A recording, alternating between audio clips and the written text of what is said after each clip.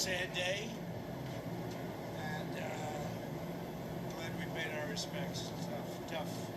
It's a tough situation. Great people, great parents, wives, family, and a beautiful ceremony. I guess you got to see that, at least partially. Any questions? President Trump, did what you just witnessed make you think differently about going ahead with this war or even putting troops on the ground in the Middle East? We're winning the war by a lot. We've decimated their whole evil empire. It'll continue, I'm sure, for a little while. But we're proud of the people, the parents. The parents were so proud of their boy, as they call him, my boy, in case the young lady. The parents are so proud. Many of them are military parents, as you know. So but it's always a very sad thing.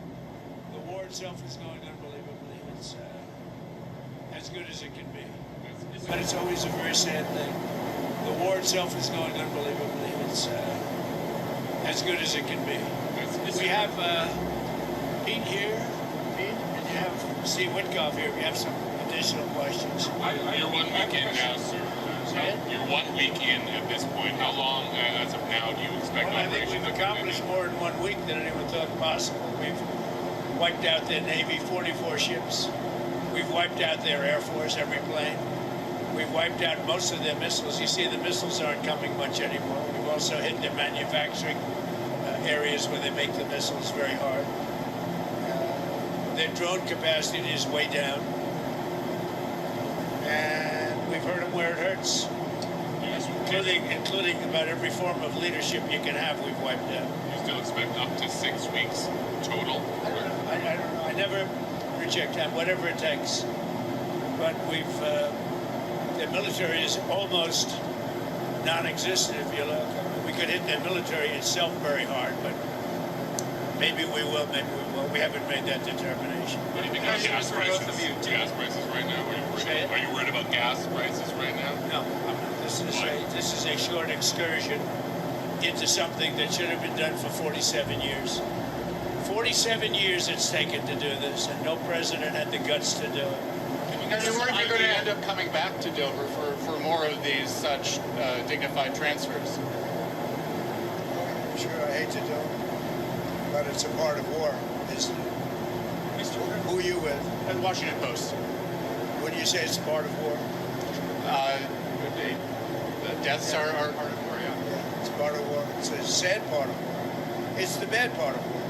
Mr. President, did the United States bomb a girls' elementary school in southern Iran on the first day of the war and kill 175 people? In my opinion, based on what I've seen, that was done by Iran. Is that true, Mr. Hegseth? It was Iran who did that? We're certainly investigating. Still investigating? But the only side that targets civilians is Iran. We think it was done by Iran. Can you give us an Because idea they're very inaccurate, as you know, with their munitions. They have no accuracy whatsoever. It was done by Iran.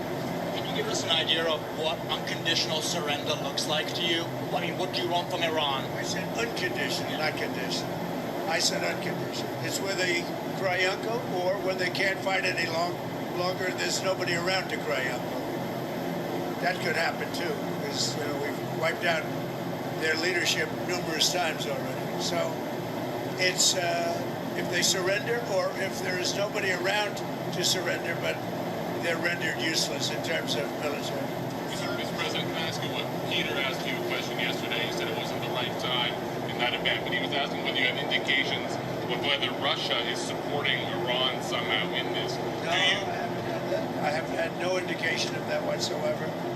If they are, they're not doing a very good job, because Iran is not doing too well. What about the Strait of Hormuz? There's no traffic really going through it. Well, right now. that's the ship's choices, but we haven't cleaned out. We've wiped out their Navy. The Navy is now at the bottom of the sea, so that's the choice. This is an excursion. We figured oil prices would go up, which they will. They'll also come down. They'll come down very fast, and we will have gotten rid of a major cancer on the face of the earth. We will have taken out a cancer. Don't forget October 7th. Don't forget all of the things that have happened over the years, all caused by these people. So what we're doing is a great thing, not only for our country and not only for Israel, not only for the Middle East, but for the world. Secretary Bessent announced some moves to temporarily allow certain Russian oil sales to India. Are you considering any other moves, including the SPR? Well, if there were some, I would do it just to take a little of the pressure off. But I think that the oil pressure, but there's a lot of oil. We've got a lot of oil. Our country has a tremendous amount, and there's a lot of oil out there. That'll get healed very quickly. Would you consider using the SPR or tapping into the SPR at some point? Strategic reserve? Yeah. Well, I'm the one that built them up. Biden used them so that he could get some extra votes in the election. It turned out it wasn't even him that ran, it was Kamala. And she obviously didn't get any extra votes because we won in an absolute landslide. So he should have used it for that. He used it to I filled it up, and he brought it down to the lowest level it's ever been. We will start at the appropriate time, which is basically a gut instinct. We will start filling up the strategic reserves. What are the circumstances where you send in ground troops? How are you thinking about that? I don't even want to talk about it now. I mean, it's. I don't think it's an appropriate question. You know, I'm not going to answer it. Could there be? Possibly, for very good reason. Have to be very good reason. And I would say if we ever did that, they would be so decimated that they wouldn't be able to fight at the ground level. Are you thinking about the oil facility there? There's an oil facility kind of on the coast of Iran that could be secured by ground troops. There's been some speculation that could be a target. You know what the speculation is, but I certainly wouldn't be able to tell you that. I'd be in trouble with myself if I told you that. Mr. President, don't you need ground troops to secure the enriched uranium at the nuclear sites? We're going to find out about that. We haven't talked about it, but it was a total obliteration. They haven't been able to get to it, and at some point maybe we will. You know, that would be a great thing. But right now we're just decimating them. But we haven't gone after it. But you know, something we could do later on. We wouldn't do it now. Maybe we'd do it later. You said you want to be involved in the selection of the next leader of Iran. Can you talk to me? Well, because I don't want to just come back every 10 years, and mostly you'll have presidents, that won't do that because they don't get it. But we don't want to come back every 5 years or every 10 years and do this. So we want to pick a president that's not going to be leading their country into a war. Do you have any questions for Pete or Steve? Come on up. Mr. Wickoff,